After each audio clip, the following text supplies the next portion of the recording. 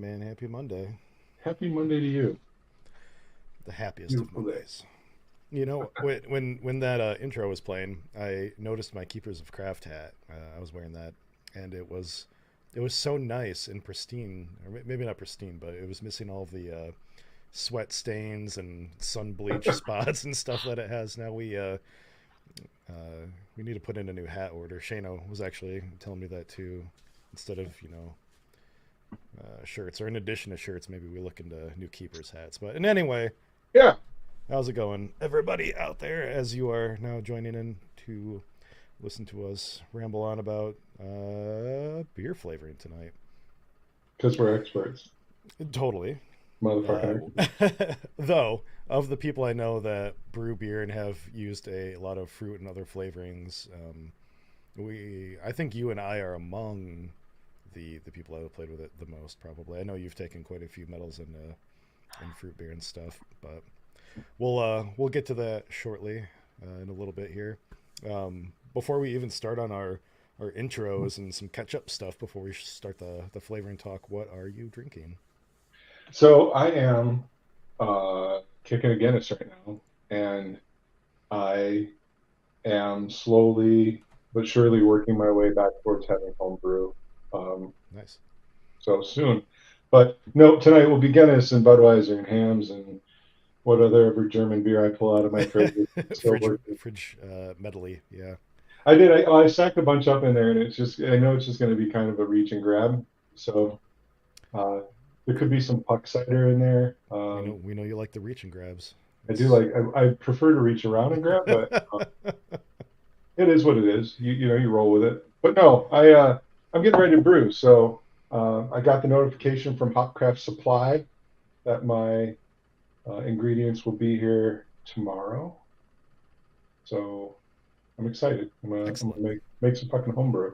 Is that going to be the Keepers of Craft beer generator beer, or It is. real beer?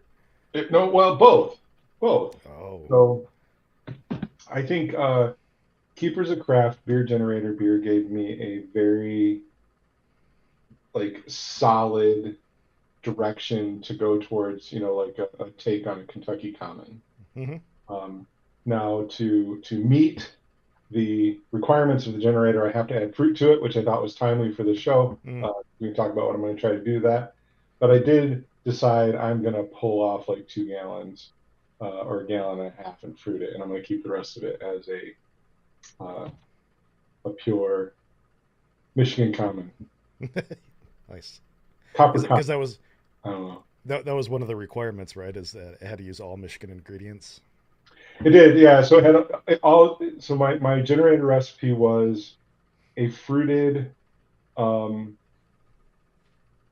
beer bro of the mitten or whatever. So basically, I had to do a historical. It was something a historical, not a beer bro, a fruited historical beer of the mitten. Uh, Nice. Yeah, yeah, okay. and so yeah, I have to use as many Michigan ingredients as possible. The yeast doesn't count, uh, and it has to be based on a historical beer. And so what I did is I wound up going with, like I said, a Kentucky Common base. I did a riff on a Kentucky Common with ingredients that I could get from Hopcraft Supply that were Michigan-based Hmm. ingredients. Um, so I'm going to use copper hops and um, some of their. Actually, I don't even remember the name of the different malting company that they used. I'll look it up. But anyway, I got some 60 Crystal 60, and I did get some chocolate malt, a little bit, uh, but mostly churro, and I'm going to use diamond lager yeast. That'll be sweet. Yeah, I'm excited for it. Anyway, it'll be here tomorrow. I'll get it brewed either between now and Saturday, somewhere between now and Saturday. I was gonna say, let me know if you want to help with your brew day, but yeah, we'll see what that looks like. I still have the luxury of being temporarily retired, so I don't know when it could happen anytime. Oh, Brandon's on with us. What's going on, Brandon? I like your YouTube memoji, or I love whatever it. that is. It looks It's like great. you. So that was a long rambling. What am I drinking? What are you drinking? You got homebrew. I do have homebrew. I got to pre gaming with some Baltic Porter as you do, so that's how the night's starting off. My cheeks are already a little warm. I don't actually know what ABV this finished off at. I think it's somewhere around 8.5, 9 though. But it smells good, tastes good. Did a did a good job with that. First time brewing a Baltic Porter, but it's kind of nice having one on tap. I really like the style. It was Um, delicious. Yeah. I've really been craving them since I think it was 2 years ago, maybe 3 years ago. A Baltic Porter, some sort of it had like chocolate or something too, but a Baltic Porter won the Bell's Homebrew competition. God, maybe it was even longer ago than No, that. that was I still remember the taste though. that was like 4 years, 5 Okay, ago. yeah, because keepers have won the last couple, right? So, and I Yeah, know a the keeper's been last few brewing. have been a New Zealand Pilsner, a brown, or no, a coffee blonde, an apricot IPA. Those are all keepers. Um, and I think before that was, or somewhere in there was a plum saison. Yeah, that was Steve Damson Plum Saison. That was quite a while ago, Okay. 6, 7, 8 years ago, maybe. Anyway, Yeah, it hasn't. It's been a few years, but yeah, yeah. Baltic porters are awesome. And then we, Jordan and I were at your place last Hmm. Sunday, and brewing our generator beer, which we'll talk about in a bit. Yep. Uh, got to try that Baltic porter, and it was delicious for sure. Well, let's roll into that then.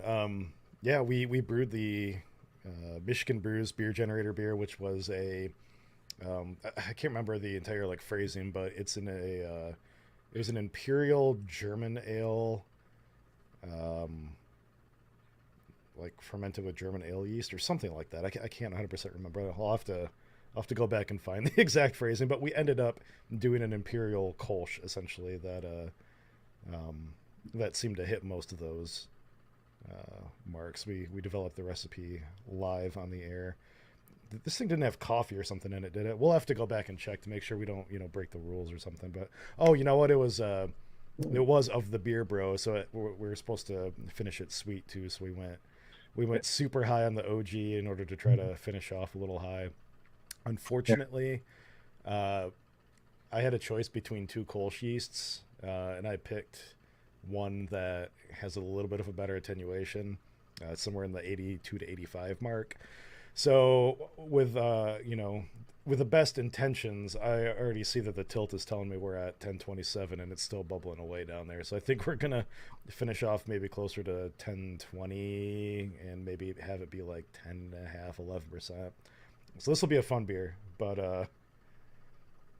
yeah, we got some spam bullshit from Twitch. Nobody else can see that because nobody can say it. nobody Yeah, one of watches us these from days, Twitch. Jordan will have to give us the Twitch password so I can log in and all that shit. Um, Casey's joining us. He's doing a Doppelbock as his keeper's beer, 25% corn and 2 pounds of honey. that sounds fun too. You doing the honey and primary, Casey? You fermenting that? Yeah, that'll be delicious. So I did Um, that. That reminds me though, I actually did get for my Michigan Common beer, I did get some flaked maize. Um, nice. that's also going to go in there for the Kentucky Common. I have to pull up the recipe. I pulled it all together very quickly and got my Hopcraft supply ordering because I felt like I was behind I was just running behind. So um, yeah, Cool. no. So yeah, no. Our Imperial Kolsch. Did you put the pictures up on Insta? Yeah. Okay. We're gonna try to use that account a little bit more. I think maybe we put them on Facebook too. I'll have to look, but for sure there's some pictures of our brew day up on Instagram on the Michigan Brews page. So go and follow that. I think we only have one post right now, so shouldn't be too hard to find. So it was the recipe was Imperial Pale Bitter European Beer of the Beer Bro fermented with German ale yeast. So that was Pilsner lager malts, um, or very light specialty grains, noble bittering, um, and yeah, beer finishing should finish over 1028 and should be at least 8.5%, which we're kicking the shit out of that right now. Yeah, yeah, And I think we did a relatively standard Kolsch recipe, and we bittered with middle or Hallertauer Blanc and then yeah. split middle Frau. Yep. Yep. Yep. So S- that recipe that we designed is also up on our Facebook page, and there are some pictures out there either on Facebook or Insta of me and Jordan and Brian. It was cool to get to hang out with Jordan. He can't be here tonight. He's not feeling the greatest, so we wish him the best, and hopefully he isn't really sick. Um, but yeah, no, it was really fun just to hang out and drink Brian's beer and watch Brian cook. To be honest with you, me and Jordan just got to kick back and chat and hang out. I think Jordan did one hop edition, I did another hop edition, and really just watch Brian work. I mean, So that's always what it's like when you bring in yeah, somebody else's system, though, right? If I were to go over to your house, I'd be watching you brew, or over at Jordan's on his system, and mostly just be him. it was fun. So yeah, no, it's good. That beer, uh, if it turns out good, will be on tap at the Winter Beer Festival, Yes, the Michigan Winter Beer Festival. I think that's the official name, something like that. yes. Winter Michigan, home Michigan Homebrew Festival Winter Edition, Perfect. March Okay. 2nd. We actually have a new website, I think, up for that. So I'll find it and get it linked out there. I haven't seen that. Okay. Um, yeah, let me find it real quick. We While have you do that, our last meeting before or next Sunday. So no, perfect. Um, that will be on tap there, hopefully. I also found out while I was just on a whim, I'm like, okay, say this does turn out good, and I want some feedback on it, or want to enter it into a competition. What do I enter this in as? And I actually I wasn't super sure, but I did some digging, and as it turns out, this is something I missed in the 2021 guidelines. There was an update to 34B mixed style beer. okay, And I don't know if it was an update to clarify things, or if it was an update just to uh, make room for beers like our beer.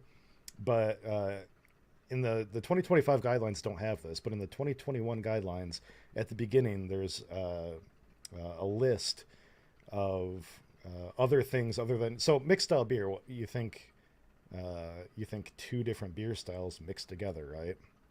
Sort of. You would think like an IPA and a saison or something like that. Like you would throw in that category, but and that's true. You can do that, but they also specifically call out a couple other things. Um, a variation of an existing style using a non-traditional method or process. So like dry hopping a beer that's normally not dry hopped, or icing a beer that's not normally iced. Uh, or they say out of spec variations of an existing style. So imperial versions or session versions or overly sweet versions. okay, And this would be essentially an imperial Kolsch. version, yeah. So I think that's interesting, and we will maybe try to get it into a couple competitions just to see what I happens. mean, I think it would be awesome. I think Yeah, we could. If anything, I think there's a couple of locals coming up that maybe we can. I'd be happy to burn one of my entries in. I think Siciliano's is going to be open up pretty soon, so it'd be fun to throw it in that. Um, I almost don't want to throw it into a local one just because oh, we've kind of been talking about this beer a lot, and it might they end up in won't. somebody's In the head. heat of the moment, nobody will. Yeah. By the time it's judging, uh, so yeah, we'll see. but yeah, Um, we also have to come up with a name for it. We've been shooting back ideas. Shane has helped with ideas. If you guys have any ideas of what a good name for an imperial Kolsch would be, let us know. so the one we just, I think Shannon said, or you said Shannon said a minute ago was Mother F King Kolsch. Yes. We were talking about King Kolsch, but Mother F King Kolsch is better for sure. Um, Jordan came up with a bunch of crazy ideas like Kolschinator and Kolschrilla uh, Kolschzilla, yeah. and Kolschenstein, Kolschenheimer. Uh, yeah, we would love to hear some ideas on it. Hopefully, that'll be done in time for us to highlight that on one of our 2 February episodes, Yeah, maybe the hope so. latter one.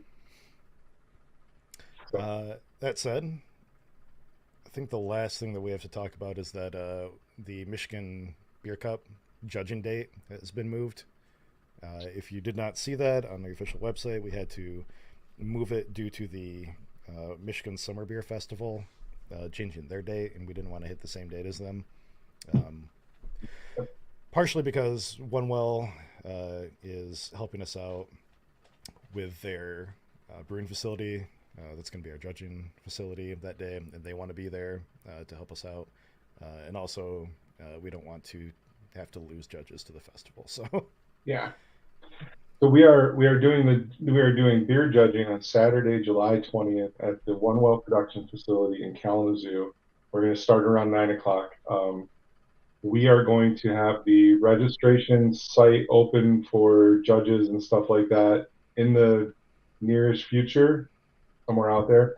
Um, but if you're coming from the east side, if you can make it out to Kalamazoo, we'd really appreciate it. If you're listening from Grand Rapids or whatever, we really want to try to get as many judges as possible out here. It is just a one-day event, and I'm going to try to come up with maybe either some Friday activity for people that are going to come in the night before, and maybe we get together at a local mm-hmm, brewery and have a drink. But no, really excited about it.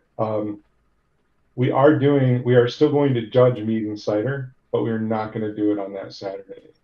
We're going to try to judge mead and cider in some smaller select groups throughout the course of July, um, just so that we don't have to burn a whole weekend.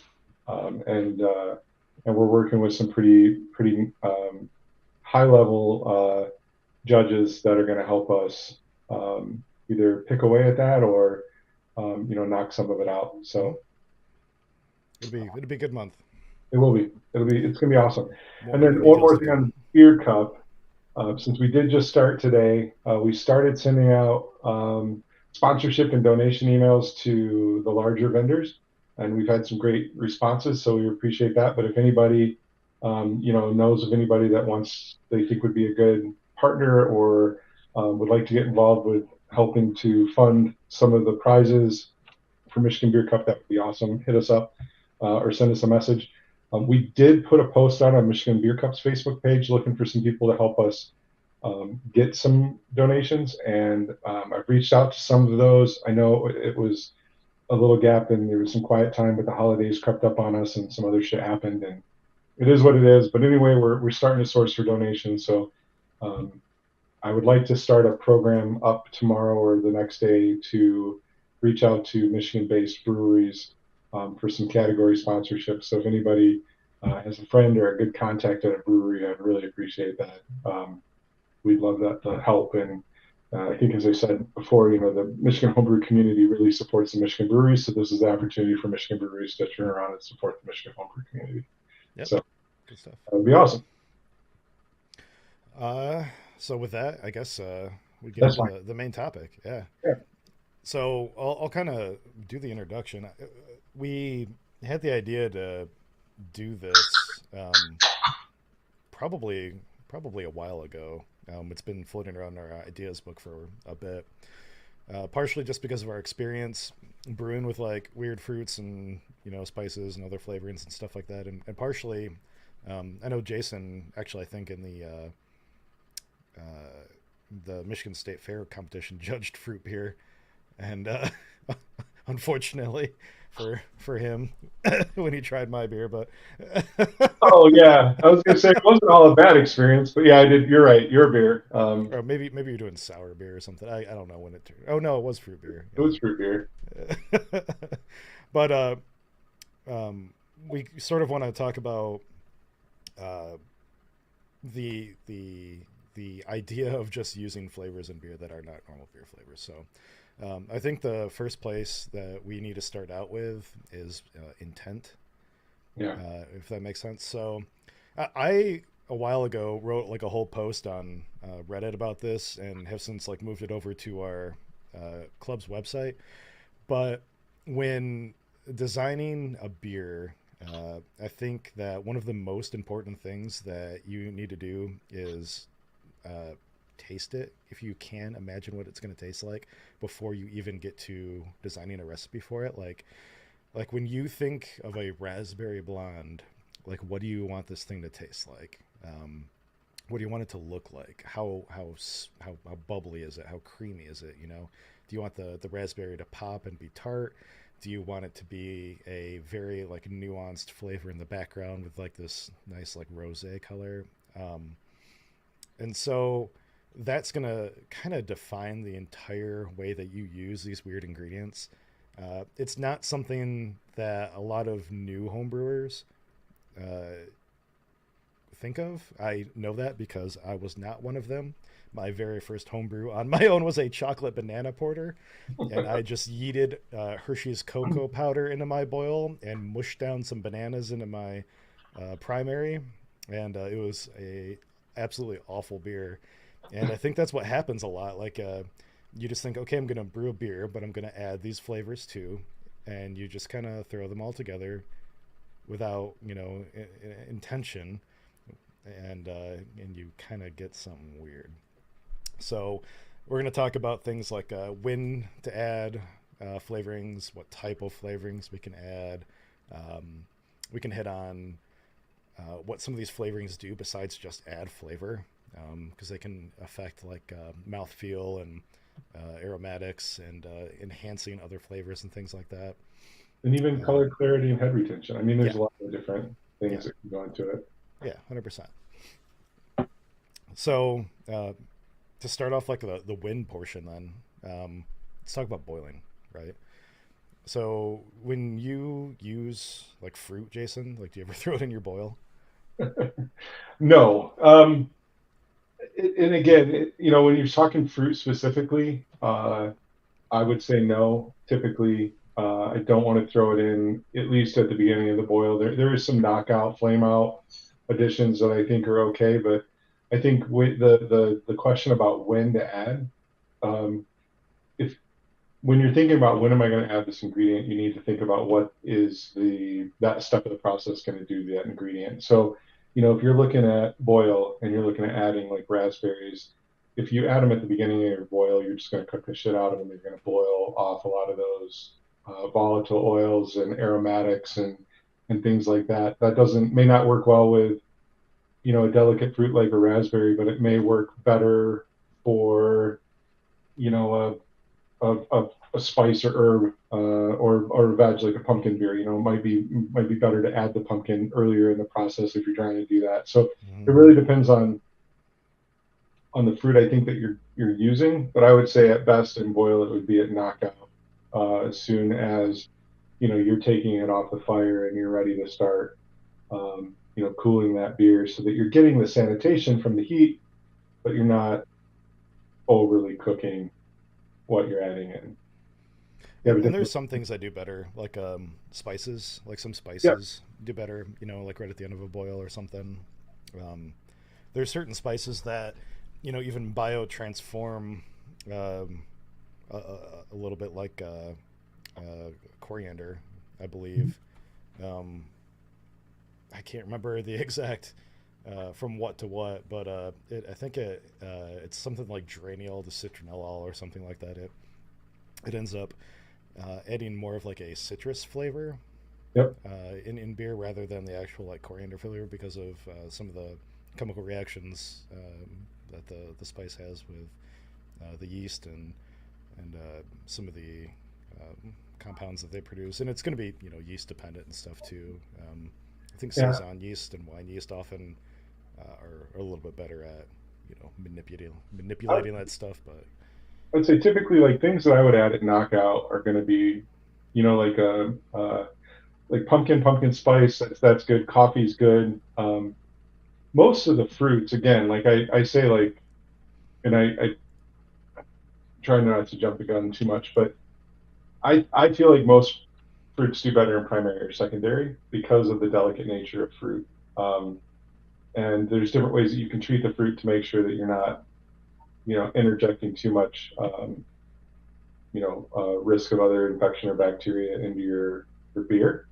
Um, but I don't. I'm trying to go back, and I've brewed a lot with fruit, and primarily raspberry. Um, I would say I'd never add that in before primary or secondary. The fruits that I have added in at flame out would be like orange peel, orange zest, and that's kind of to break some of those oils out. Um, but even then, I had some iffy experiences with that. I had a really bad beer where I put orange in at flame out and wound up with this really caustic, you know, um, orange pit Yeah, yeah. bitterness, you know. So, what do you like to do? Well, I will. I'm gonna backtrack a half sec too, and you said coffee in the boil, and I'm gonna.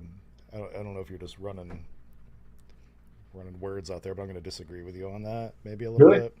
I don't. I think that adding coffee in the boil, either whether it be beans or just coffee, like one, I think it ferments a little weird. Like I think that almost encourages sort of like a green pepper flavor. Okay. And two, I think that if you're just adding beans, like it might overbitter it.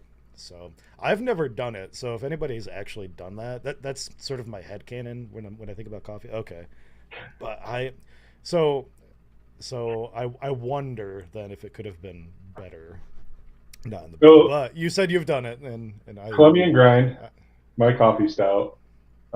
I have for the majority of those batches, I poured 2 quarts of cold brew coffee in at knockout, and that beer has done really well. yeah, yeah, yeah. So, um, now you and I have had that beer older, not that old, where it did come out with a green pepper. But so again, that beer I think is better fresh, and I Mm-hmm. would enter it, and it's one.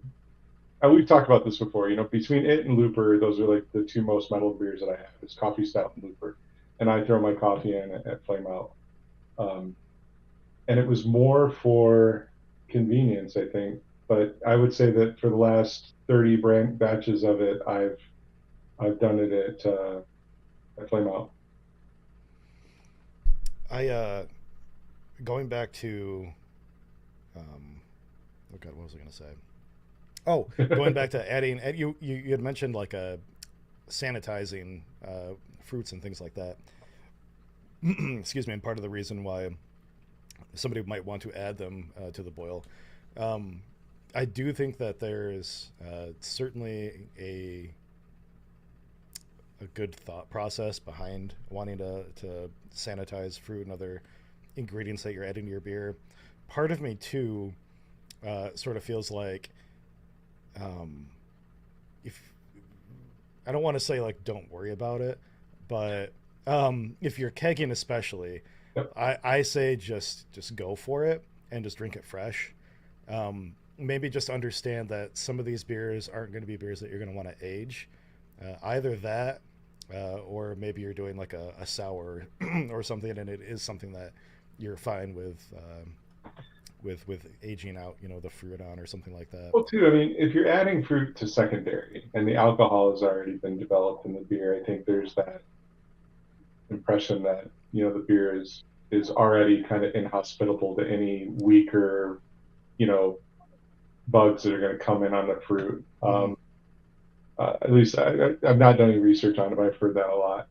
Um, I just started to really. I prefer to one for convenience.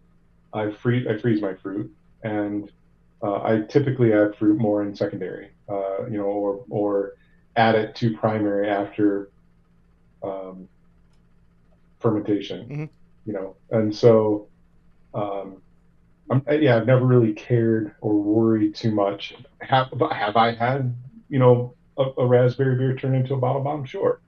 Um, I called Steve Siciliano or emailed him and gave him shit because my amazing raspberry beer did shit, and he came back and said it was a bottle bomb. And then I went in my basement and opened a bottle, and it blew up in my face. So Yeah, yeah, perfect. yeah, it's happened, and it can happen. But yeah, chances are, really with fruit beers, you shouldn't age them too much anyway. Yeah. Like drink them and enjoy them. Keep them cold and drink them fresh. Speaking of things exploding, I have a little bit of red IPA downstairs. I filled up a growler before I came upstairs, but it's a little too full. So So I'm gonna pop this up. Matt talks about cold brew if you're doing beans or whole beans do a short soak, and I agree with that too. I don't really like doing beans. I like cold brewing coffee. So I cold brew all my coffee, and I feel like that pulls a lot of the flavor out without getting some of those bitter tannins from the beans. Um, I the only time that I've ever really done whole bean soaks, like you mentioned, is if I want to do like a coffee blonde. I've done that, or um, the time that I tried to do a white stout, which was kind of an abomination. But where I did want to get a lot of color out of the beans, and beans are still pretty good to give flavor, but you're not going to get a lot of color unless you do the crush or grind, I should say. So yeah, alcohol. He also goes on to say alcohol extracts very fast if you add beans in secondary. I agree with that.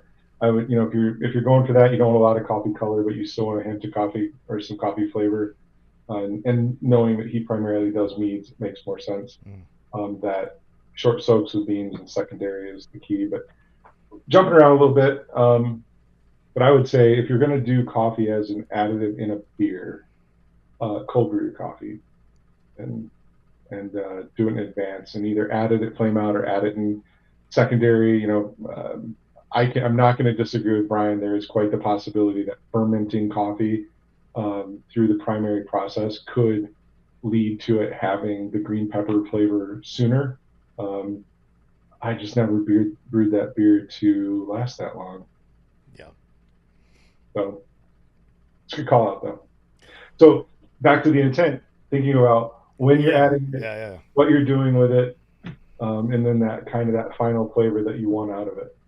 That's going to be something that pops back up probably this entire conversation is intent. Um, I think that it's not something people think about often enough, maybe, or maybe yeah, I don't really know. I think that people know what they want, but they don't put the thought into it sometimes, or don't know, because you don't know what you don't know, right? Like if you're just starting out, like home brewing, like there's so many different ways to add coffee, like we just talked about for like 5 minutes. Not to mention fruit or vanilla or cacao or any of the other things you can put in beer. So not having the experience, uh, and then going online, you find everybody has their own way of doing things again. So there's no best way or consensus, on like Reddit or Homebrew Talk or anything like that either. Um, I And then, do generally agree though, like if you're going to add anything to your beer or mead or cider or whatever, if you can do it in a way that you can dose ahead of absolutely. time to get an idea of how much to add and then scale it up, that's almost always the best way. So cold coffee, tinctures, um, those are all great. That said, sometimes I just yeet stuff in and yank it out after I taste it, where it needs to be. I mean, I feel like there's some good rule of thumbs out there, or some good direction. I would say the best thing you can do though is to find somebody that's brewed it or used it before and talk to them, not Uh-huh. just rely on Reddit. And I'm talking in the homebrew community. So I mean, that's even us. Like send us a message or talk to somebody in your homebrew club. Have somebody talk about that experience because, like, I remember early on, I wanted to do that orange beer, and I didn't have anybody to talk to, and I couldn't really find anything about it online. Um, and so, I kind of followed my rule of thumb with other fruit. Mm-hmm. So I'll say this: I'm one of the first books that I read when I started brewing, and I always get the name wrong. It was Radical Brewing, Usually. and I actually read Radical Brewing. I'm looking up because they're right here. Radical Brewing and Extreme Brewing. Mm. Two great books to start with. Yeah, I don't know what extreme brewing is. Um, so Radical Brewing is Mosher, and Extreme Brewing is Sam Calgione Oh, from oh, okay. Yeah, Dogfish yeah, Head. yeah. I had to look because I wanted to make sure I get them mixed up.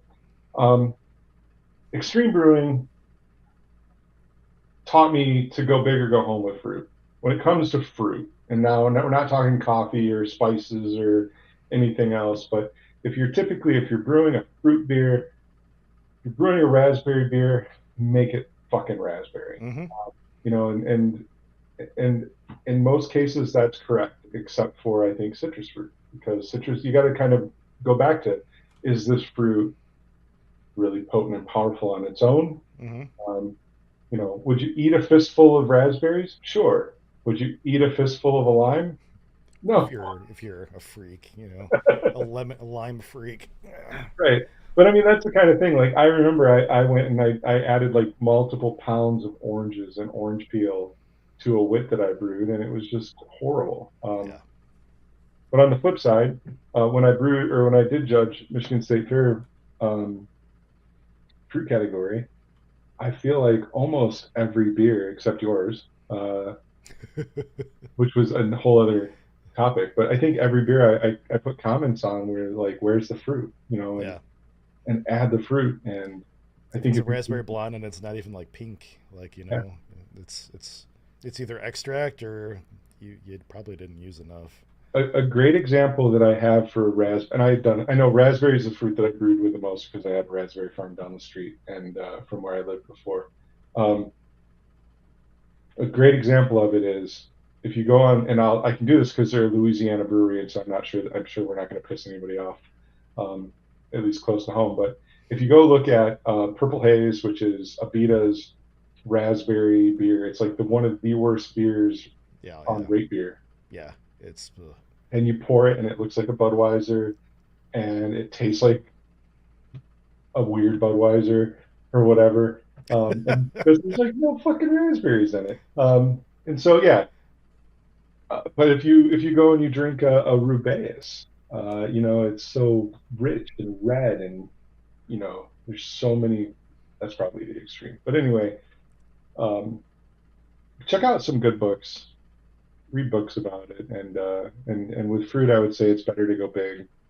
Um, but be conscious of that flavor that you're adding. Most fruits, bananas, raspberries, pineapples, um, they have that kind of that. What if you can put a handful of it in your mouth? I think you can put on average about a pound or 2 pounds per gallon. hmm. Well, so and that's sort of leads me into we're still sort of on the win portion of this topic too, but when you're eating a raspberry, like what do you taste? Like it's tart to begin with. It's a little sweet. You have sort of like this seediness to it, but it has like this depth of flavor, right? So if you add that into your beer, say in secondary, and let that all ferment out, you're Yep. going to get the color, but you may still not get all that depth of flavor, Well, right? you went primary. Yeah. If you let it ferment through. Well, in secondary, if you let it sit in there, it's going to re-ferment out, right? Oh, you're talking about stable. Yeah. The question of whether or not we stabilize.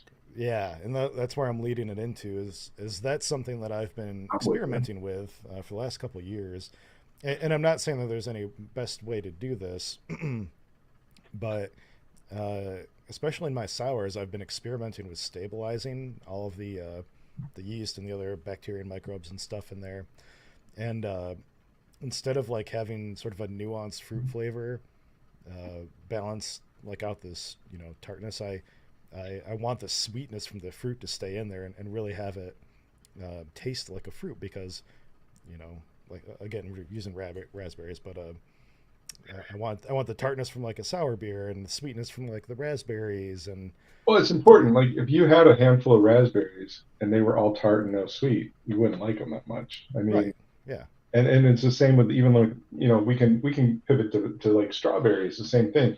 If you're not eating a nice sweet juicy strawberry, it's not as enjoyable. So I have never done it.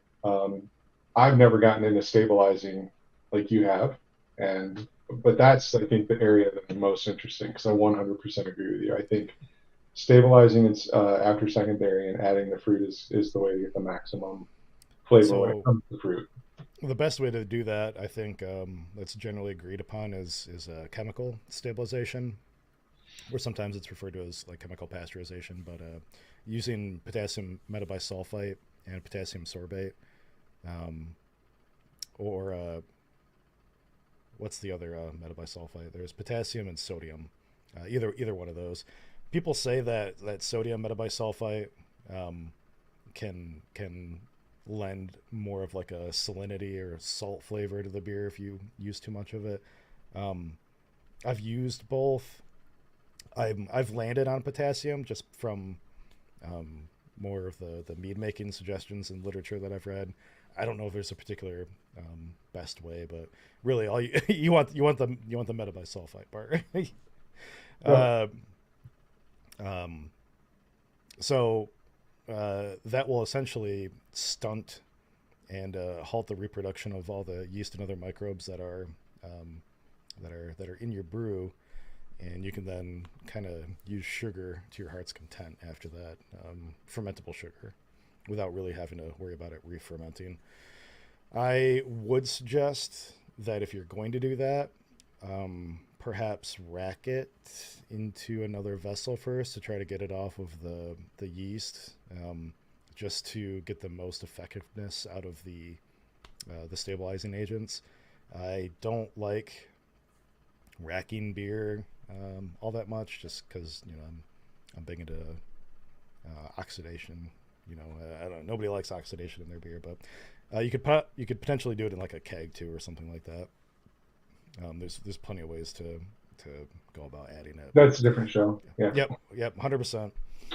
Um, but secondary, I think, is where most of the ingredients that you are going to add and actually want to taste without having them be manipulated too much. I think that's where they're going to go, Mhm. because you know what your end product's going to taste like. All right, already, you can add cold brew to your heart's content or vanilla tincture and taste it, and that once you have bubbles in there, it's not really going to change all that much, right? You're right. You know what? I've got the coffee going for coffee stout that I was supposed to brew last week, and I haven't. And so my next batch of coffee stout, um, I will brew the base, stabilize, add the coffee in, and see.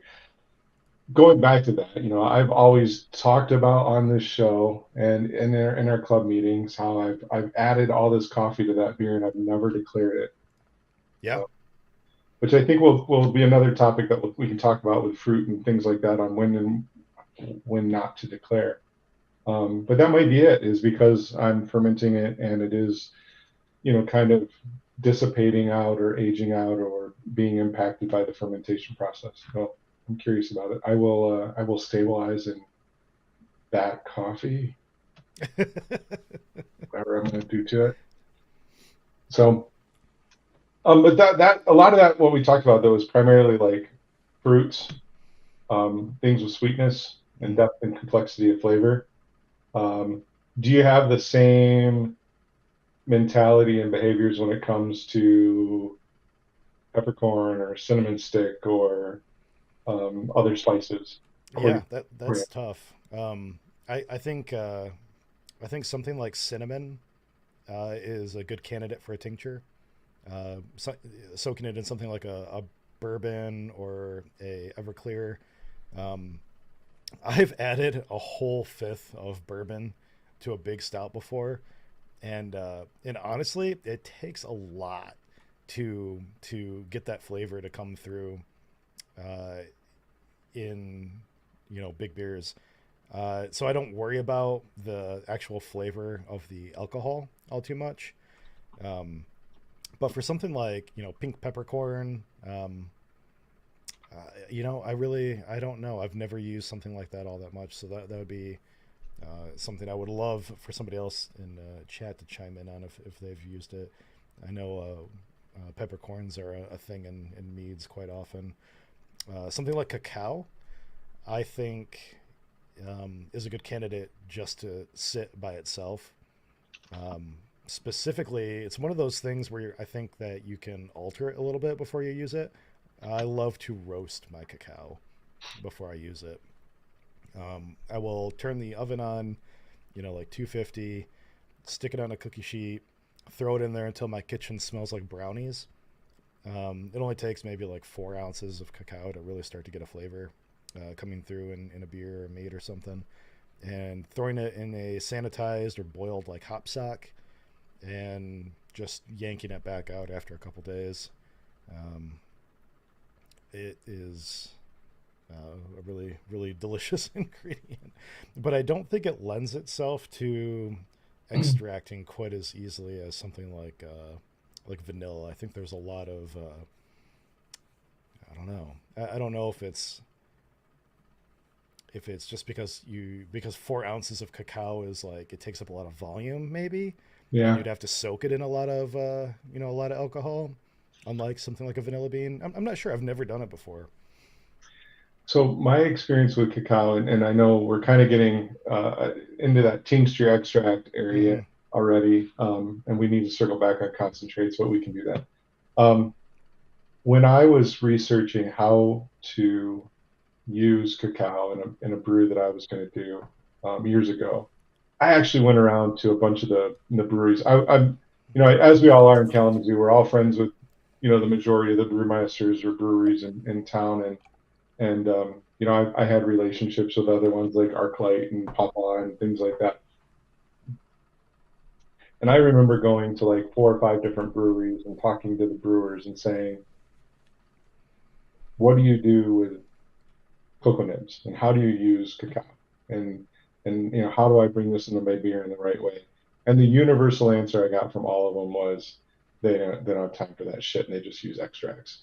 Um, and so I wanted to call out that story because as a home brewer, um, going to your pro brewery or to your local brewery may not be the best place for feedback when it comes to adding some of these rarer or more expensive additives like real fruit and chocolate and things like that, because on the larger scale this shit's just not financially feasible. Mm-hmm. uh, That's a good call out. your local brewery is not going to go buy 300 pounds of cocoa nibs and roast them um, in the oven or whatever, or even 30 pounds of cocoa nibs and roast them to put in most cases. I know there's some breweries in Michigan that do some weird crazy shit like um, what's Sabo? He brews for I think Ascension, or there's a brewery over by Detroit that's like constantly advertising that they just got like a truckload of donuts or that Yeah, putting in. yeah. And I so think some, Ascension's throwing like whole pies into their yeah, beers and yeah, I think stuff. it is Yeah. Ascension. I think it's Brandon Sabo at Ascension, which is great, and that's cool if you've got one that does that. But for the most part, when you're drinking a product at your local brewery here in Kalamazoo or wherever, if it's uh, a beer with cacao or a beer with cinnamon or a beer with coffee, it's chances are it's extract. Um, and just at the larger scale, that's where it's more cost effective. So that's just a call out. Like I said, when you're going to get the information, talk to other home brewers that that have done this process before, and then that's what I do. I'm going to go to Brian and be like, and I have like, how do you use this? And we'll get to Brandon in a second, and because I know he talked about, or Brandon Mm-hmm. put a comment in our chat about the Amberana spiral, and I know that's because Brian did it, and I've been part of those conversations, and I know that like Jordan's out buying it, and Brandon bought it, and all these people are now using it, and Brian's kind of that source of feedback on how to use that product. But anyway, so that's my call out with extracts. But again, with extracts, it's all about intent Yep, because if you want to brew a orange creamsicle beer, sure. well, orange creamsicles don't taste like uh, you know uh, They don't taste like bourbon oranges. vanilla and yeah, and like orange. They taste like fake orange and baking vanilla. Yeah, And so you don't want to use like the highest quality vanilla you can find and like you know zest your own like Valencia oranges or something like that. You want fucking like uh, orange extract and like baking imitation vanilla. vanilla. Yeah. Yeah. Well, that's And the thing. Like, going back to the intent, like you just said, what flavor are you trying to recreate? Because if you're trying to recreate that oatmeal cream pie in a stout, don't get all fancy and try to be like, I'm going to bring in, real oats, and I'm going to, tincture cinnamon, and I'm going to, you know, tr- you know, figure out how to add the vanilla. And don't get too complicated because it's all artificial flavors anyway. And that's not going to, if you use the real ingredients, you're not really going to match that flavor profile that you intended to. So maybe sometimes it's better. And this came from a pro brewer to Brian and I. He actually did tell us get the cheapest fucking imitation vanilla that you can for our orange creamsicle IPA or New England because it tastes it tastes like trashy orange push pop, yeah, or yeah, creamsicle. yeah. Like that's what you're going for, and he's right, and it's delicious. And the last time I took a keg of it to Homebrew Fest, it was gone like the first day. Um, so again, think about what you're trying to make. Don't overcomplicate it. Not saying that don't ever do that, because I know Brian has spent hundreds of dollars on fruits or weird shit to put in, and made these amazing complex meads and beers. And um, I mean, your twice licked, was it? The Oh, how many licks? How many licks? Twice I mean, licked. that was twice licked. Sorry, that's a call. Rupert's. Oh, okay. I was gonna say, was that something you watched before the show started, or? No, Rupert's used to do a beer called Twice Licked Kitty. Um, yeah. And now that I'm remembering, it was an apricot IPA. I don't know. But anyway, you did the How Many Licks, which is your Tootsie Pop Right, inspired mead, and you did right. use real cocoa Mm, nib, right? And yep. um, built some really beautiful complex flavors. I don't even remember what the fruits were in that, but yeah, it was something about, I think it was 30-ish pounds of fruit, 18 pounds of honey, and just enough water to get the nutrients and yeast and stuff going. Um, yeah, one of those crazy things. But moving away from even like concentrates and extracts and stuff like that, you had mentioned the oatmeal cream pie flavor, and uh, even without having to combine concentrates and stuff like that, there are manufacturers of flavorings out there that straight up make like Yeah. oatmeal cream pie syrup, right? Like Amaretti or something, probably. Yeah. Um, Amaretti makes a Moscow Mule syrup, and I used a whole 750 of this syrup in 5 gallons of a session mead, like a 6% mead. Tasted just like an alcoholic. Well, all Moscow Mule should be alcoholic, but tasted just like a low ABV, sparkly like Moscow Mule would. I took a couple medals with that, including a gold out in a competition on the east side of the U.S. It took a silver in the Michigan Mead Cup cocktail competition too last year, but um, it's really good, and it's no fuss, and it's not like an alcohol based extract where like you add too much of it in your beer and you're like, oh my god, this tastes fake. Yeah. It's one of those like flavorings where it's just like ultra concentrated. Um, and I think that that's something to look into too, especially when it comes to things like peanut butter. Yep. Have you ever had their peanut butter Yeah. Amaretti like Yep. syrup? Actually, I think so. Just to call it out too, Amaretti is very supportive of the homebrew and brewing community. And so, if you're watching and you have a homebrew club, you should reach out to Amaretti. And I did for Keepers of Craft last year, and they were happy to send us a box. And I feel like there was a peanut butter in there. Okay. Uh, it's funny you mentioned oatmeal cream pie because there was that. It was like cinnamon roll and uh, Yeah, yeah. oatmeal cream pie. And, um, yeah, I do think it was peanut butter, but they sent me all these weird flavors, and we just took them to a meeting and shared them out to the club. And yeah, I mean they're great. They're sweet. You know what? A good call out for those, like, and it's not just Amaretti. I mean, I love Amaretti because they support homebrew clubs, but there's other ones out there. There's Torini and Trini, yeah. other syrups. But if you go to a lot of brew pubs, um, you often see that stuff behind the bar. Whether Mm-hmm. I know ArcLight used to shandy with them. I believe Outre does them for primarily for their seltzers, but they'll put it in whatever beer you want. Uh, and other places do too, where they'll just give you a pump, just like Starbucks. So it's good stuff. It's got a robust flavor. It's high quality, and it's not going to taste too. For the most part, I'm sure some of them probably have a fakey fake taste, but most of them don't. So it's a good call out. Like, don't be afraid to. Like, if you taste something, I would say this back to the brewing with intent, and kind of back to Brian and I did a recipe design um, presentation a while back. Um, if you taste it and it tastes good, and that's the flavor you have in your head. You know, use that thought process to build and design your beer. You know, that's the flavor that you're going for. Then use that flavor. And a lot of that comes with experience again, like we said before. Monin, It's sorry, yes, no, I've never had Mona. What's Monin? Monin's another syrup. I like Oh, Amaretto okay. better, but Monin's fine. Joel, don't be a dick.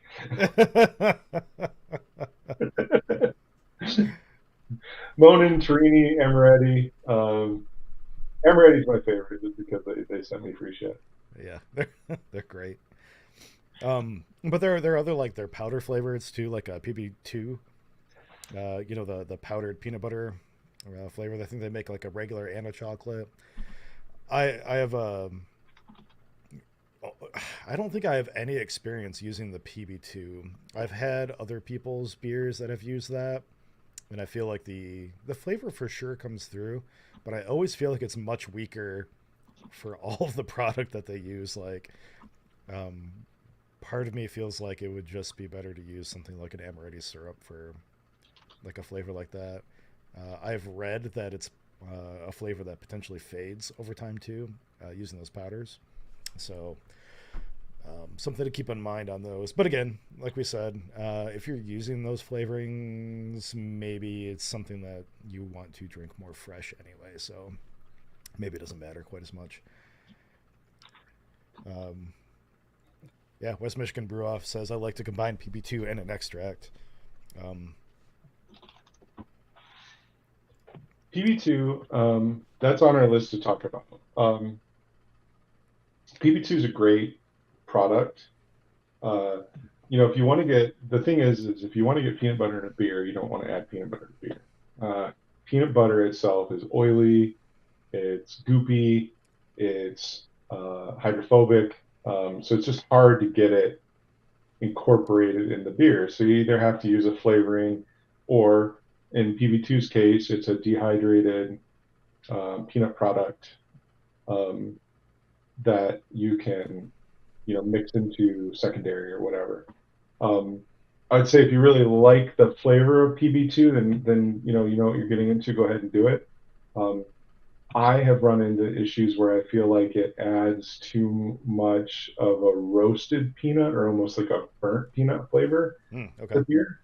Um, but PB2 does have good peanut butter flavor, and it is a really neat product. And so um, I would think that, and yeah, Matt actually just calls out. It's got great, like you said, it's got great flavor. It doesn't have a lot of aroma, and he says he likes to do the extract combination. So I think that's a brilliant piece. But again, it's kind of understanding and knowing your ingredients and knowing the flavor profiles that they give you. Um, so yeah, Shout out to Matt really quick too. Who just finished up running the O'Connor's homebrew competition, or the West Michigan Brew Off, as it is now called. Keepers came in second overall in the clubs for medals. I think we took 6 medals home. So good job, Keepers, on that.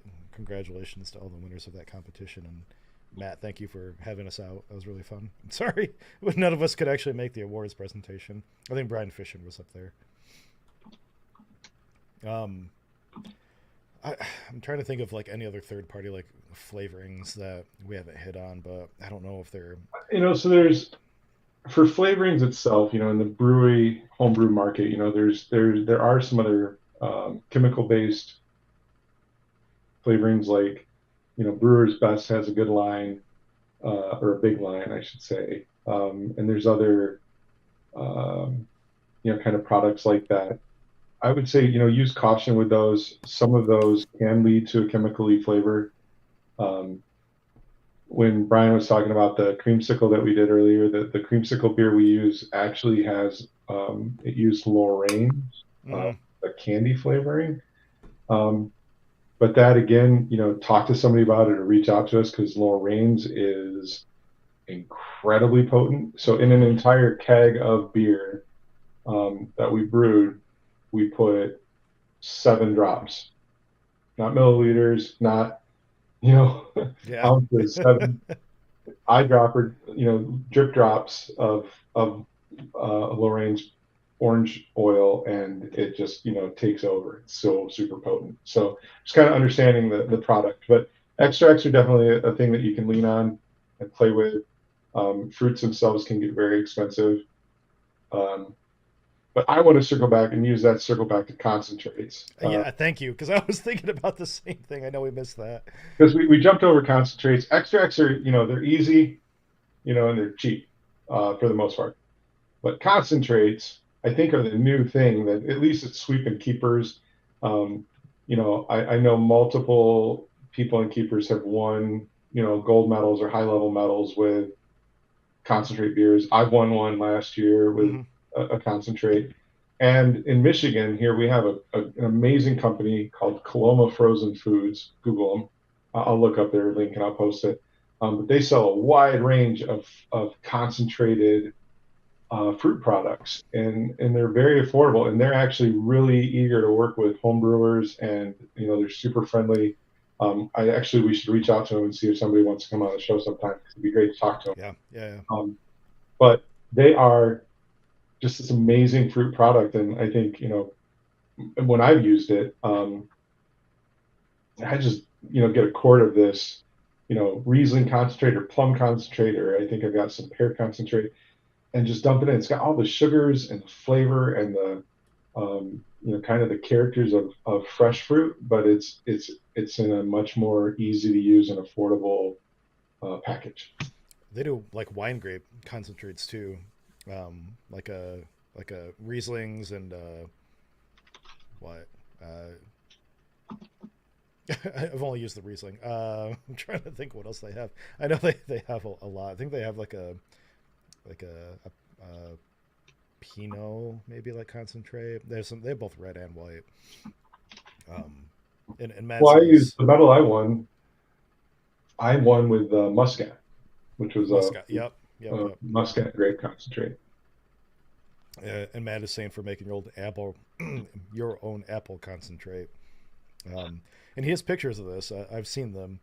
And Matt, if you ever want to share them, we can throw them on the Michigan Brews Facebook page too, because they were cool pictures. But freezing the cider, and then I think he has a picture of like a carboy tipped over, and uh, the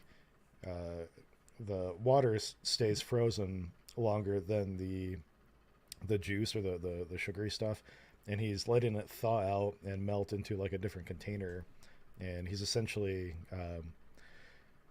well, I think this is before he ferments. I was going to say he's jacking it, but I think this is Ice pre-fermentation. concentrating. Yeah, so it's Yeah. just kind of ice concentrating this juice, but um, yeah, it's a really cool method. Um, Uh, the We have a member in the club that does ice ciders that are amazing and have done really well in comps, and he does that mhm, multiple times. He does it round over round. I'm sure Matt does too. But yeah, he's saying it's basically how you make it, ice cider.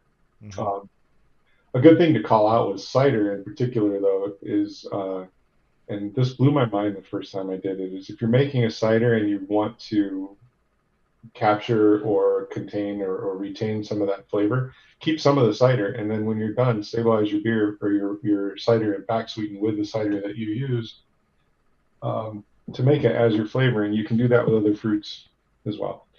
Um, but no, let me look up Coloma frozen fruits.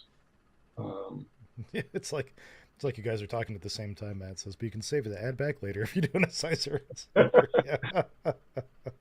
so they have not. We've not talked to Coloma frozen foods. They've not. They've sold to us or I bought from them. But please check out their website. So we're not sponsored. We don't endorse them. They may get pissed off that I'm advertising for them. I don't know. They shouldn't. Oh no, free advertising. No, Um, they're but great. their stuff is just fucking awesome. Well, And Tim said when he went to pick up our last order, like the lady was like super nice too, and like really like interested in like why he was picking up all these like little 16 or 32 ounce things of concentrate, and yeah. yeah, they actually advertise on their site that they are interested in working with brewers and ventures, both home brewing and Hmm. professional brewing. Um, they do ship. Um, I think shipping on this stuff can get expensive because it's cold and it's heavy. But they do ship, but they also allow you to just mark it and go pick it up. So Cologne is like an hour from here, but we still, yeah, that's why we do like group buys. Tim's, we'll put it together. Somebody will put together and drive down and pick it up. Um, but yeah, they don't add any sugar. It's 100% pure juice, um, purees. There's no chemicals, and they will sell you everything from a quart to a 50-gallon drum of this shit. Whatever scale you want. Club And by. yeah, and they have some amazing flavors. Like just looking at their website right now, it's advertising like, elderberry, strawberry, red and black currant, white grape, cranberry. Um, I've got, like I said, I've still got a thing of pear in my freezer. I was hoping to do a perry last year, and I was gonna, kind of fortify it and add to the flavor with this pear concentrate. So, yeah, check those guys out. Well, that's all I can think of for like the third party sort of stuff. And I don't know if we need to touch back on concentrates anymore. Uh, with the exception of again, bear in mind when you're adding it. It's probably one of those things that you want to uh, dose out first in measured amounts. You probably don't want to use 32 ounces in 5 gallons of beer without knowing what it tastes like first, unless you're Jason, who just wants to eat a bunch of wine concentrate into a sour beer and take a gold medal. But It was I'm the not time, bitter about that. it was a time and place for it. Um, no, I'm with you. I love, get a glass of beer, or your base, get an eyedropper or get a syringe, and measure it out, and do like an ounce or 2 ounces of beer and a drop of concentrate or whatever and taste it. You should absolutely do that. And I've done that. Um, you know, but if you're going for really super strongly flavored, muscat sour, then just eat the whole fucking thing and don't be a bitch. Doing the most, the channel on YouTube. I'm gonna have to scroll here and find the video, but quite a while back they did a great video on um, flavoring and adding like acids and tannins and stuff like that. And while not directly comparable to this talk, I think that it's probably um, something that would still be useful for a lot of people to watch because it kind of plants a lot of ideas and best practices, uh, or cements a lot of ideas and best practices for doing some of this stuff. So I'll try to see if I can scroll back and find that at some point. But that's a really good video to watch, and I think a lot of stuff that people are doing to add flavors in ciders and meads translates really well to beer. It's just that beer traditionally hasn't really had a whole lot of fruit in it, right? Like there's some styles like fruit lambics and maybe some like something like a wit beer that has like spices that people have been doing this with for a little bit, but a lot of the flavors in fruit, especially these days with like the pastry stouts and fruited sours and stuff like that, it's sort of mm, new and slightly uncharted territory, Yeah. especially for homebrewers probably. So worth checking out for sure. Well, I think so. What's not new and what's not on our notes list to talk about, but I want to highlight it or I want to jump into it a little bit. What anyway, in beer flavoring, what's not new is wood. Wood. And I think wood has been used for quite a while. Barrel aging beer, wood aging beer, sour beers, foeder beers, all of this stuff. So I didn't. I wanted to touch on it briefly. We're not gonna. I don't want to dive into a bunch of the pros and cons of how to barrel age a beer and what to do with the barrel or any of that shit. But just understand, like wood can add great flavor and characteristics to your beer. Where we talk about all of these other ingredients that we've added as flavorings, we typically add those and they're in there, and you get what you put in. But with wood, it's a little bit different that you can add it and you've actually got to then monitor it on when to either take it out or take the beer off the wood. And so Back to Brandon's comment from very early on in the show, where he's using a Amberana spiral, which is an amazing wood that's kind of been new in the club lately that adds this cool cinnamon flavor and mouthfeel. It's like Uh, baking spices. and baking spices. Yeah, he Yeah. pulled it out after 3 days. So if you're using something like whole cinnamon sticks or a wood product, a wood spiral, wood chips, nuggets, whatever, just be conscious that you're constantly trying the beer at least daily to understand how that flavor is affecting the beer and not letting it go too far. I've seen people like put beer in barrels, especially bourbon barrels or used charred barrels, and leave it in for months, and then you get out like this, burnt, crusty, charcoaly, nastiness. And so, wood. It's beer is not like bourbon that you want to let it sit for years. In most cases, there's some differences when you get into sour barrels and when where the wood flavor is really aged out and you're really just letting cultures grow. That longer can be better. Um, but for the most part, on the homebrew scale, if you're using wood or you want to add oak flavors or wood flavors or a cool wood like the Amberana Mm-hmm. or even a char flavor for some of your stouts, make sure you're trying it regularly and pulling the wood sooner than later. And I think again we have to circle back to intent and thinking about what you want that wood to add to your beer. Because if you're brewing like a 5% amber ale and you wanted to have some like wood flavor to it or something like it it that the tannin that wood adds might overwhelm any more like delicate flavors that are going to be in that beer. Like a lot of time beer needs more sugar or alcohol in order to really balance out some of the character that wood brings. Not always, because there's like really like dry wood age like saisons or something like that, or a lot of like sour beer that has all these like weird fun like elements. But um, sometimes it's either like for like, or you need something kind of strong to balance it out a little bit. Just randomly yeeting wood into a random beer isn't always going to be, the best idea. Um, and that's it too. The wood and the spirals and stuff that you buy, uh, you can manipulate those. So there's different toast levels that you can buy, but that doesn't mean that you can't char them yourself to sort of like emulate what a charred barrel would be Yeah, like.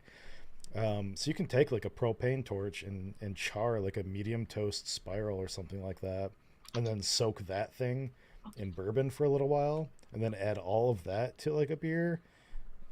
And you're using the same spiral, but you've done something to it, and you're getting a little bit different flavor. Maybe some of those like vanillins will express themselves a little bit better with like more char on the wood and weird fun things like that. You know. Whoops. Well, yeah. Matt Mead called the Amberana wood cinnamon toast crunch wood. So yeah, that's 100% what I have some of that downstairs in my extra spare malt container, and that whole thing just smells like spice now. Yeah. yeah, that's a really neat wood, and the sour that you use it in. Um, so it was Aronia berry and Mm-hmm. Amberana wood, and you've taken a few medals with it now, right? Mm-hmm. It's just a really I cool, haven't not meddled with that beer yet. yeah, just a Yeah. really cool flavor. But I think that kind of leads into, and I'm going to make this lead into it, is understanding what else the flavors and additions to your beer can do to your beer. Like for the example, with the woods, leaving it on wood too long can give it leach too many tannins, which is going to give it that drying effect, um, or some other unpleasantness. Flip side, I know Brian, you called out like vanilla can add It can have fullness like a fullness. Yeah. 'Cause, yeah. Like a fullness, yeah. and, smoothness to the beer. Um, smoothness to the beer. things that I know about, like, adding a little bit of rye in a beer can add some snap to it and a bite at the end, or it's not just weird, other products that you can use. You can use other grains and malts and adjuncts. Um, but what else would you say, like, that you've learned on how beer or flavorings can affect mouthfeel and other aspects beyond just the flavor? Well, yeah, you can use flavors to enhance other flavors, um, and you don't have to call those out or even tell anybody that they're in there. Like in if you're I made a chocolate cherry mead before, basically. Really sweet, really tart Balton cherry mead. A lot of cacao in there, but I added some vanilla too. Not enough to add a vanilla taste to it, but just to enhance the chocolate because vanilla does a really good job of doing that. And I pulled it out, right at the point where I thought that uh, the chocolate was really starting to pop, and um, you can, you know, I'm trying to think of other things that that can lend to other flavors, but some cinnamon can lend like a dryness to a beer. Cinnamon is very potent usually, so if cinnamon is in something, you're probably going to know it's there unless it's something like a wood aged beer that already has some sort of those like woody elements. Um, in which case, I think that some cinnamon, not enough to really pop, but a little bit of cinnamon could really enhance like oak flavor Yeah, in a beer if used like at the right level, things like that. Um, Danny Cookcock saying Anne Brown is a cheat code, so it is. Yeah, you've heard it here first, yeah. it's really good. Yeah, Um, there's very few things it doesn't work in, probably. Yeah. but no, just yeah, being conscious of, and we're kind of bringing this all back together on why we use beer flavoring and and circling back really to brewing with intent is what do you want to do with that beer, um, and if you're using that product, well, if you've used that product, if you put vanilla in and you taste the beer and you go, oh wow, this is really subtle and really smooth. I don't taste vanilla, but it's still a good flavor. Then if you're going for a compliment, don't declare that. Um, if you can't taste the flavor and say, "Damn, that's vanilla," or "That's raspberry," or "That's cherry," or whatever, then you don't have to declare it. We've said this many times. Like I do a coffee beer. It's heavily dosed with coffee in it, but for the category that I'm entering into, coffee flavor is kind of acceptable, and so I've never declared it, and it's always been fine. Um, on the flip side, I did just judge a competition. No, this was a keepers. I organized a competition where some judges were like, "What the hell? This beer has this flavor," and I can't remember which one it was, but they're like, "There's a standout flavor," and they didn't declare it. And so again, taste your beer, understand what you're doing with your beer. If you taste the flavor, you should declare it. If you taste the product of the flavor, that fullness or that dryness, or but you can't really put your finger on that's vanilla or that's cinnamon, then don't declare it. And I think that that's where extract does a really good job. Matt Bear had mentioned this earlier up in the chat, but he uses peanut butter extract for the aroma in his beer to sort of cover what he doesn't get from PB2. Just enough to get some of those aromatics, in the glass with the foam and stuff like that. Um, but yeah, again, just consider why you're adding it before you're going to it. I think one last thing, maybe too, you kind of brought up competitions. If you are adding something that somebody may be allergic to, even if you can't taste it, Good call. either consider not entering it, or you might have to declare it under the allergens section. Most competitions have like an allergens section. So You don't want people volunteering to judge your beer to get sick off of it. you should always declare anything that's a possible allergen, but you can actually put the note. And I would say this too. You can still put the note like when you enter your beer in a cup and you fill out that little section like that note section, that's typically printed and provided to the judges in whatever you type in there. So, maybe call out that it's really subtle. It's got peanuts, but you really can't taste them. It's really subtle. I'm just calling it out so I don't kill you. Mm-hmm. Leave that note for your judge. Um, the last comp we just judged, West Michigan Brew Off. Shout out to Matt Bear on that. It was a well organized comp. Um, we had somebody entered like a page of notes on one of the beers I judged, and it was funny. Like, so you can call out shit like that, and you should always call out allergens for sure. But if it's a subtle flavor, make sure you note that it's a subtle flavor. Um, I think that's the thing that disappoints me the most. Going back to the state fair is drinking a raspberry beer and having, as a judge, having to sit there and search for raspberries. Yeah. And I guess to sort of reverse the whole intent discussion too, sometimes it's hard as a judge to understand the intent of somebody's beer. You can't really assume anything about a beer that's being entered unless it's specifically declared. So, like, if somebody says that they brewed their beer with raspberry, you don't know what their intent behind that raspberry was. Like, maybe they wanted it to be like a subtle hint of raspberry because that's how, you know, their favorite memory of frolicking through a raspberry field when they were 12, like hit them or something like that.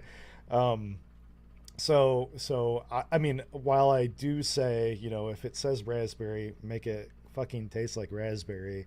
Um, it's still, when judging, good to be Beauty's in the eye of the conscientious of how the entire like beer blends and comes together and stuff too. Because there can be too much. If you pour me something and it just comes out looking like raspberry gloop, and it's supposed to be a raspberry wheat, and I can't like taste any of like the base malt, and it's like too beholder. sweet and not balanced, then that's not good either. It sounds like Rubeus, and that sounds delicious. Or blushing monk. Blushing monk, yeah. I love those beers. I don't know. There's so many nuances around competitions. Like if you're brewing it for yourself, fuck, do what makes you happy. Oh And yeah, yeah, 100%. uh, Yeah. the things with comps, you get into palate burn and messing with the judges, and there's strategies there. It just depends on what you're trying to do. Yep, Matt 100%. calls out, yeah, taste is subjective. Uh, I've seen a guy judge a fruit beer competition or judge a fruit beer in a competition and dump it out because he didn't like fruit. So it's like, what the fuck are you doing judging that beer? Um, but again, if I think that as a rule of thumb or a general direction, if you are brewing a fruit beer and you are declaring a fruit, goddamn it, the judges better be able to taste the fruit. I agree. That's I think it. that's a good thing to end on. Yeah. Anyway, I think the important part for this episode is go try flavorings, man. Try flavor your beer, and it's not just fruit. I know we talked about that, but there's spice, herb, vegetable. There's other weird flavors, amaretti, Moscow Mule, whatever. Cider makes an even better, backdrop for fruit than beer even. It's so much more neutral and easy to experiment with. I mean, if you like, you know, straight fucking lagers, then more power to you. I mean, that's where I'm at right now personally. And I started my brewing career brewing nothing but fruit beers. Um, but it's fun to play with the flavors. It's fun to get experimental. Some of the fondest memories that I have of brewing was like, juicing 11 watermelons to try to make a watermelon beer. It was a mistake. Uh, I had that beer though. It actually turned out really good after aged for like 8 years. 4 years, yeah, whatever. It's like Yeah. down the road. Um, that goes back to, I know we've talked about this before. There's other things that you can do to add flavor. The best watermelon beer I ever had was made with Jolly Ranchers. So, um, Okay. Yeah. you know, ultimately it's a hobby, and it's meant to be. have fun with it. I mean, within reason, right? I know it can be expensive. I mean, fruit brewing with fruit Fruit is is expensive. and and honey especially is the most expensive brews that I've ever done. Brian and I do a keg of for the last 2 years with Drew. We've done like a keg of basically a no water added fruit mead for Homebrew Fest, and I think that is the single most expensive keg of shit that I've ever participated in. We tried to carbonate it last year, and it kind of turned out a little weird. It It was kicked. still fucking good. Yeah. But I mean, when you've got like $400 going into a keg, uh, it's crazy. So within reason. Um, but yeah, so Matt, next time we're together, I'll tell you my story of watermelon. I have pictures. I actually took 11 whole watermelons, juiced them, and brewed an entire beer using nothing but watermelon juice. In a carboy, Yeah, wasn't it? yeah. Ultimately, pushing a water or a shopping cart full of watermelons to a Meyer parking lot. Uh, I literally had like three people stop and be like, "What the fuck are you doing?" So, uh, yeah, no, I juiced. I got 11 gallons of watermelon juice, and then I mashed with it, and there was no water in that beer, and it was pretty fucking horrible. Well, sometime in the next couple weeks, we'll put up our next show. We'll probably try to get the next couple up ahead of time once we figure out what those are going to be. Yeah, we did really good. Like in early January, I was like, let's plan our next two shows. And I wanted to try to stay two shows in advance, and then life has happened again. But we got two shows in January. We will get two shows in February. One of them will probably be just us tasting motherfucking Kolsch. Or it Uh, can be like half a show, and we can bullshit the next half right. or whatever. Um, We haven't done one of those in a while. Those are always fun. but we are going to circle back and we are going to plan. We are targeting two shows a month this year, and I'm going to do everything I can in my power to hit that with Brian and Jordan. Um, Supposedly, too, the platform that we use, it's called StreamYard to stream these shows. They do integrate with Instagram now, though there's some limitations, specifically with stream length being limited to like an hour, and I think there might be something weird going on with like the ratio. aspect ratio. Yeah, um, because Instagram wants to stream more like vertical, and we're kind of more horizontal. I'm really horizontal, um, but if there's any interest in us trying to do like little mini streams, just like get-togethers or something, where we just drink a beer, for Yeah, half an hour or something. I mean, that's something we might experiment with too. Not necessarily episodes, just we might go live, once or twice a month too, in somebody's basement and just kind of chat I with love whoever your hides short out. pour. You did one short pour episode on BJCP judging. That was amazing. Yeah, yeah. I've been racking my brains forever trying to come up with like what can I do to contribute. And maybe it's just because of the phase of life I've been in the last year and not being able to brew very much. I haven't been thinking of it, but I might actually go live and do like some live streaming during my homebrew experience. Being a that I have been a brewer for 10 years now, Mm-hmm. and I have only brewed outside once. Um, so I thought it might be funny to have people come in and see what it's like to have a coddled, pampered indoor brewer try to brew in the winter. If it's probably going to be just 15, 20 minutes of me swearing and burning and melting my handle off and lighting my eyebrows on fire, but I might do that. I can give you the lapel mics That'd be if you awesome. want to use those. Yeah, So I'll melt one, but sure. yeah, okay. I don't know if we ever mentioned this. We have lapel mics now. We've only used them one. It was for the Michigan Meat Cup awards ceremony. But after our sort of a failure of a uh, show doing the what was it, Oh, the the macro American Lager lager. blind tasting? Yeah. Yeah, we made a small investment in a little bit better audio when we're out on the road. So we hope to do a couple more of those this year. Ted really liked doing that. He wants to do something like that again. Actually, that might be a great show for maybe March. We talked about doing international lagers or Hmm. other style blind macro taste tests. So look for that in the near future where we can actually play with our new lapel mics, and we'll have to hit up Ted and see if he's down to clown, and we'll do one of those soon. I'll actually plug in my laptop to power this time instead of running out of battery the whole time. There Yeah, you go. it'll be a good time. But Right on. All right. Well, cheers, everybody. Yeah, hit us up if you want to talk about fruits, flavorings, extracts, any of that shit. We're happy to. Um, Keep your eye on the Michigan Beer Cup Facebook page. There's going to be more information on that coming out soon. And yeah, we're going to be back soon with the next episode of Dumbass Homebrewers Drinking. for 103 episodes, yeah, Yeah, somehow. Sweet. All right, cheers, guys. cheers.